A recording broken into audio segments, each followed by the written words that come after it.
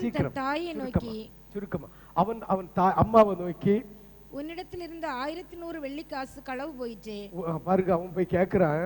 ஏன் கேட்கிறான்னா அவங்க அம்மா சாபம் போட்டுதான். அவங்க அம்மா என்னஞ்சுதான் சாபம் போட்டுதான். சாபம் போட்டா தாயுடைய சாபம் பலிக்கன்னு அந்த கல்லப்ப மீகாய்க்கு தெரியுது, இன்னைக்குள்ள பிள்ளைகளுக்கு தெரியல.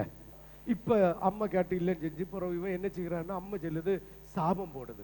சாபம் போட்ட உடனே அம்மா வாசி பாப்போம். அவன் தன் தாயை நோக்கி, உன்னிடத்திலிருந்து 1100 வெள்ளிக்காசு களவு போயிட்டு அதை குறித்து என் காதுகள் கேட்க நீ சாபமிட்டாயே. அந்த பணம் இதோ என்னிடத்தில் இருக்கிறது, அதை எடுத்தவன் நான் தான் என்றான். சரி, அப்ப அதோட விட்டுருவோம். இவனுக்கு சுபாவம் என்னது? பொய் சொல்லுகிற சுபாவம், திருடுகிற சுபாவம். மீகா அழிஞ்சு போவக்கு காரணம் ஃபர்ஸ்ட் பொய். வெளிப்படுத்தின விசேஷம் 21:8 கடைசி பாவம் பொய். 8 பாவம் இருக்கு.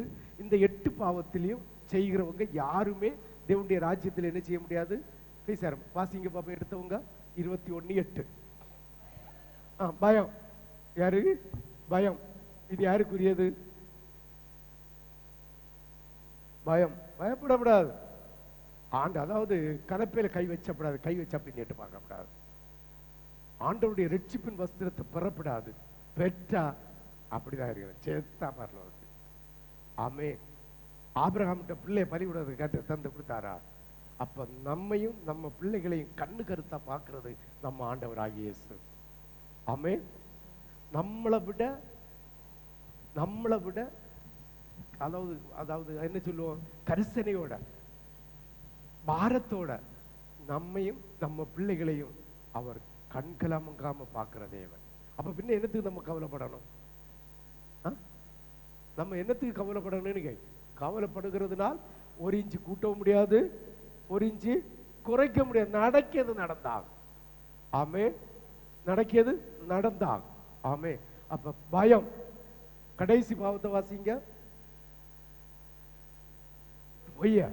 பொய்யர் அனைவரும்.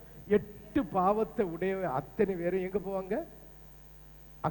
அக்கினியும் கந்தகம் எரிகிற 2ஆம் மரணத்துக்கு அதுல பாங்க. அப்ப இந்த நரகத்துக்கு போக வேண்டிய மொத்த பாவம் என்னது?